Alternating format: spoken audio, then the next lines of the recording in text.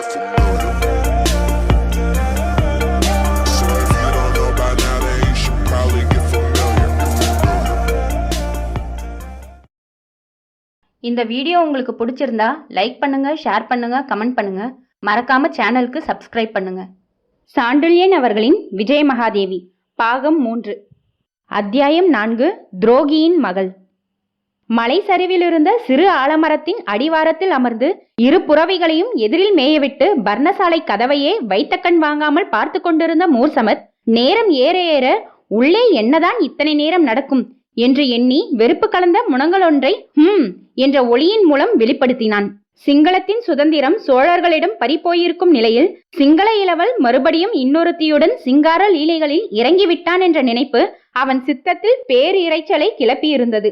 திரிலோக சுந்தரியிடமிருந்து பிரிந்து சில தினங்கள் கூட ஆகாத நிலையில் இன்னொருத்தியிடம் சரசம் செய்ய இளவலுக்கு எப்படி துணிவு வந்தது என்று எண்ணியதால் இந்த காமுகனா சிங்களத்துக்கு சுதந்திரம் வாங்கி தரப்போகிறான் என்று தனக்குள் வினா ஒன்றையும் எழுப்பிக் கொண்டான் சமத். கலிங்கத்தில் எத்தனையோ ஆபத்துக்கிடையிலும் அவன் திரிலோக சுந்தரியுடன் நடத்திய லீலா வினோதங்களை நினைத்து பிறவி குணம் யாரையும் விடாது என்ற தீர்மானத்தில் மரத்தின் அடியில் நன்றாக சாய்ந்து கொண்டு கண்களையும் மூடினான். ஆனால் மூர்சமத் நினைத்தபடி பர்ணசாலைக்குள் லீலைகள் எதுவும் நடக்காதது மட்டுமின்றி நேர்விரோதமான சர்ச்சை நடந்து கொண்டிருந்தது. பர்ணசாலையை அணுகியதும் கதவை திறந்து விஜயனை உள்ளே அனுப்பி தானும் நுழைந்து கதவை மூடிவிட்டு அந்த பிறை நுழையா குடிசைக்குள்ளிருந்த ஒரு விளக்கை பந்தத்தின் ஜுவாலையினால் ஏற்றிவிட்டு பந்தத்தை தரையில் தீத்து அணைத்தாள். அந்த விளக்கொளியில் பர்ணசாலையின் உட்புறத்தை கவனித்த விஜயன் பெரும் பிரமிப்புக்கு உள்ளானான். ஒரு அழகிய பருவமங்கை இருக்கக்கூடிய பர்ணசாலையாக அது தெரியவில்லை. பந்தத்தின் ஜுவாலை கொண்டு அவள் ஏற்றிய விளக்கு சிங்கத்தின் முகம் போல் அமைக்கப்பட்டிருந்ததால் அதன் நீட்டிய நாக்கில் இருந்த பெரிய திரியின் ஜுவாலை மேலிருந்த இரு கண்களை நெருப்பு போல் அடித்திருந்தது.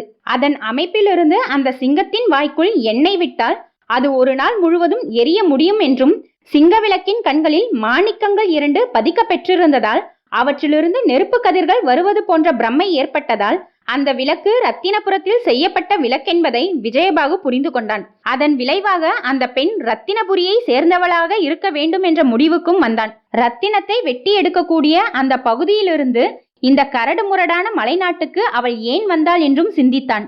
தவிர அந்த குடிசைக்குள் போக பொருள்கள் எதுவுமே இல்லாததையும் ஓரங்களில் வாட்கள், ஈட்டிகள், குறுவாட்கள், கேடயங்கள் இவையே இருந்ததையும் கவனித்த சிங்கள இளவல் இது குடிசையா அல்லது படைவீடா என்று தன்னைத்தானே கேட்டுக்கொண்டான். மலை சரிவில் இருந்தாலும் அந்த குடிசையின் தரை பதனப்பட்டிருந்ததையும் படுக்க வசதியாக செய்யப்பட்டிருந்ததையும் பார்த்து என்ன இருந்தாலும் பெண்ணின் கை தரையில் பட்டிருக்கிறது என்று சிலாகித்து கொண்டான். இத்தனையுடன் பாய் மட்டும் 1க்கு 2ஆக மூளையில் சாத்தப்பட்டிருந்ததை கண்டு இங்கு வேறு யாராவது வருகிறார்களோ என்று சிறிது சந்தேகத்தில் இறங்கினாலும் அடுத்த வினாடி அந்த சிந்தனையை உதறி சே, இவள் அப்பேற்பட்டவளாக இருக்க முடியாது, களங்கமற்ற முகம், யாரும் தொடாத பருவ உடல் என்று சொல்லிக்கொண்டு அந்த பெண்ணை பற்றி தான் தவறாக நினைத்ததற்கு வருந்தவும் செய்தான். அவன் கண்கள் குடிசையின் உட்புறத்தை ஆராய்ந்தவரை அந்த அழகி ஏதும் பேசாமலும் அவன் ஆராய்ச்சிக்கு குறுக்கே வராமலும் சிலையென நின்றிருந்தாள். குடிசையை ஆராய்ந்த பின்னர் கண்களை உயர்த்திய விஜயன் தனது எதிரே சிங்க விளக்குக்கு அருகில் அந்த அழகி ஆடாமல் அசையாமல் சிலையென நின்றிருப்பதை கவனித்து மன்னிக்க வேண்டும் என்று உரையாடலை மெதுவாக துவங்கினான்.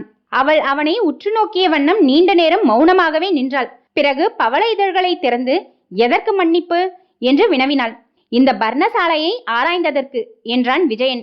அவள் மீண்டும் சொன்னாள், அதில் தவறில்லை, அதற்கு மன்னிப்பும் தேவையில்லை என்று. வேறு எதற்கு மன்னிப்பு தேவை என்று விஜயன் வினவினான். அசோகவனத்தில் என் உடலை ஆராய்ந்ததற்கு மன்னிப்பு கேட்கலாம் என்றாள் அந்த பெண். விஜயன் பதில் சொல்ல முடியாததால் சங்கடத்தால் அசைந்தான். பிறகு சமாளித்து கொண்டு நள்ளிரவில் கானகத்தில் பருவ நங்கையொருத்தி தோன்றுகிறாள், அவளை ஆராயாமல் என்ன செய்வது என்று வினவினான். ஆராய அவசியமில்லை, யார் என்று கேட்கலாம் என்றாள் அவள். புன்முறுவல் ஒன்றையும் இதழ்களில் படரவிட்டாள். யார் என்று கேட்டேன், பதில் இல்லை, இங்கு பதில் சொல்வதாக அழைத்து வந்தாய். விஜயன் சொற்களை முடிக்கவில்லை. சொல்லுங்கள் மேலே, துணிவுடன் சொல்லுங்கள் என்றாள் அவள். மூர்சமத்தை மரத்தடிக்கு விரட்டினாய், என்னை மட்டும் உள்ளே அழைத்து வந்தாய், கதவையும் சாத்திவிட்டாய் என்றான் விஜயன். அதனால் என்ன, புராணத்தை மாற்றுகிறேனா என்று அவள் கேட்டாள். ஆம், இது ராவணன் மலை. அடுத்த மலை குகையில் ராவணன் சீதையை சிறை வைத்ததாக புராணம் இருக்கிறது. ஆனால் நீ இங்கு என்னை சிறைப்படுத்தி இருக்கிறாய், புராணம் தலைகீழாக இருக்கிறது என்றான் விஜயன். இதை கேட்ட அந்த பருவமங்கை தனது உடலை ஒரு முறை அசைத்தாள். தவறு வீரரே, முதலில் ராமாயணம் புராணம் அல்ல, சரித்திரம். இந்த இலங்கை முழுவதும் ராமாயண பெயர்களும் சான்றுகளும் இருக்கின்றன. தவிர நீங்களும் ராவணன் அல்ல, நானும் சீதை அல்ல. உங்களை சிறை வைக்க நான் தூக்கி வரவும் இல்லை. ராவணன் காலத்தில் இந்த இலங்கை சுதந்திரமாய் இருந்தது. அன்று இதன் அரசை கண்டு உலகம் நடுங்கியது. இப்பொழுதுள்ள இலங்கை அரசர் உலகை கண்டு நடுங்குகிறார், ஓடுகிறார், மறைகிறார். இது இன்றைய சரித்திரம். அன்றும் பாரதத்திலிருந்து படையெடுப்பு வந்தது, இன்றும் அங்கிருந்துதான் வந்திருக்கிறது. அன்று பாரதத்தின் பெண்ணை தூக்கி வந்து இந்த நாட்டு அரசன் சிறை வைத்தான். இந்த நாட்டு மன்னன் ஒருவனுடைய மனைவியையும் புத்திரியையும் இன்று சோழர்கள் சிறையெடுத்து போயிருக்கிறார்கள். இந்த நாடு சோழர்களால் அழிக்கப்பட்டு வருகிறது. இந்த அழிவை நிறுத்த வேண்டும். இன்றைய சரித்திரம் மாற்றி எழுதப்பட வேண்டும் என்று உணர்ச்சி பெருக்குடன் பேசிய அவள் கண்கள் கோபத்தால் ஜொலித்தன. முகமும் சிவந்தது. அவள் உடலே உணர்ச்சி மிகுதியால் நடுங்கியது. விஜயன் விந்தை கண்களுடன் அவளை நோக்கினான். அவள் புராணத்தை சரித்திரமாக கூறியதை பற்றி நினைத்து வியப்பின் எல்லையை அடைந்தான். தான் நாட்டை விட்டு ஓடிவிட்டதாக அவள் குறிப்பிட்டது தன்னை பற்றிய குற்றச்சாட்டு என்பதை உணர்ந்தான். இருப்பினும் அவள் சுதந்திர உள்ளத்தை பெரிதும் உள்ளூர மெச்சினாலும் அதை வெளிக்கு காட்டிக்கொள்ளாமல், நீ சிறந்த அறிவாளி பெண்ணே, புராணத்தை சரித்திரமாக்கிவிட்டாய், உன் அரசனை துரோகியாக்கிவிட்டாய், உன் கற்பனை மெச்ச தகுந்தது என்றான் போலி சலிப்பை குரலில் காட்டி. அவள் அவன் உட்கார்ந்திருந்த இடத்தை நெருங்கி காலடி எடுத்த வைத்தவாறு நின்றாள். நீங்கள் இருக்கும் இடத்திலிருந்து சுற்றிலும் பாருங்கள். நீங்கள் முதலில் போர் பாசறை அமைத்த கடார கிராமத்திலிருந்து இதுவரை உள்ள பகுதிகளெல்லாம் மலைகளுக்கிடையில் இருக்கிறது. இதை ராவணன் நந்தவனத்தின் மதில்கள் என்றும் ஆதிமக்கள் அழைத்து வந்திருக்கிறார்கள். சமானா லாவிலிருந்து ஹாக்கலா மலை வரை, பித்ரோத்தலா காலா மலையிலிருந்து காளிகா மகண்டி வரையுள்ள இந்த பெரும் மலை சூழ்ந்த நிலப்பரப்பு ராவணன் நந்தவனமாக நினைக்கப்படுகிறது.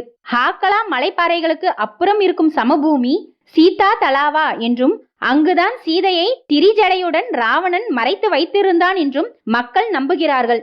தவிர சீதாவாக பட்டணம் இருக்கிறது, சீதாவாக நதி இருக்கிறது. எல்லாம் பொய்யா? அப்படியானால் உண்மை எது என்று வினவினாள் அந்த பெண். நாட்டினிடம் அவளுக்கு இருந்த பற்றை பற்றியும் அவள் அதை அணு அணுவாக அறிந்திருந்த விதத்தையும் எண்ணி பிரமித்தான் விஜயபாகு. இந்த பற்று அனைவருக்கும் இருந்திருந்தால் சோழர்கள் இங்கு தங்க முடியுமா என்று நினைத்தான். அந்த நினைப்பின் விளைவாக, பெண்ணே, உன் நாட்டு பற்று என்னை வியக்க வைக்கிறது. நீ யார்? உன் பெயர் என்ன? இங்கு எதற்காக தனிமையில் வாழ்கிறாய்? இந்த இடத்தில் இவ்வளவு ஆயுதங்கள் எதற்கு என்று வினவினான். அதற்கு முன்பு ஒரு கேள்விக்கு விடை சொல்லுங்கள் என்ற அந்த பெண், வாதகிரி போர் நடந்த போது அங்கிருந்து ஏன் மறைந்து விட்டீர்கள்? இந்த 3 மாத காலம் எங்கு போயிருந்தீர்கள் என்றும் கேட்டால் ஆத்திரத்துடன். நான் விடை சொல்லும் முன்பு நீ யார் என்பதை சொல் என்று சற்று கடுமையுடன் கேட்டான் விஜயன். அவள் முகத்தில் சிந்தனை சாயை சிறிது விரிந்தது. என் பெயர் சுடர்விழி என்றாள் அவள் மெதுவாக. தமிழ் பெயராக இருக்கிறதே என்றான் விஜயன். தந்தை வைத்த பெயர் என்றாள் அவள். உன் தந்தை யார்? பெயர் என்ன என்று விஜயன் வினவினான். அவள் முகம் திடீரென சோபை இழந்தது. உங்கள் விரோதி, நாட்டின் துரோகி என்றாள் அவள் துடிக்கும் உதடுகளுடன். பெயர் என்று கேட்டுக்கொண்டே எழுந்தான் விஜயன். அவள் தந்தையின் பெயரை சொல்ல அவசியமில்லாது போயிற்று. வெளியே மூர்சமத்தின் உக்கிரமான குரல் ஒலித்தது. இன்னும் ஓரடி எடுத்து வைத்தால் உன்னை தூக்கி மலை சரிவில் எரிந்து விடுவேன் என்று. இது என் மகளின் இல்லம், என்னை தடுத்தால் இங்கேயே பிணமாகி விடுவாய் என்று ஒலித்தது மற்றொரு கடுமையான குரல். அந்த 2வது குரலை கேட்ட விஜயன் ஸ்தம்பித்து நின்றுவிட்டான். ஒரு முறை சுடர்விழியை நோக்கினான். அவள் முகத்தில் ஈயாடவில்லை. உதடுகள் லேசாக அச்சத்தால் துடித்தன.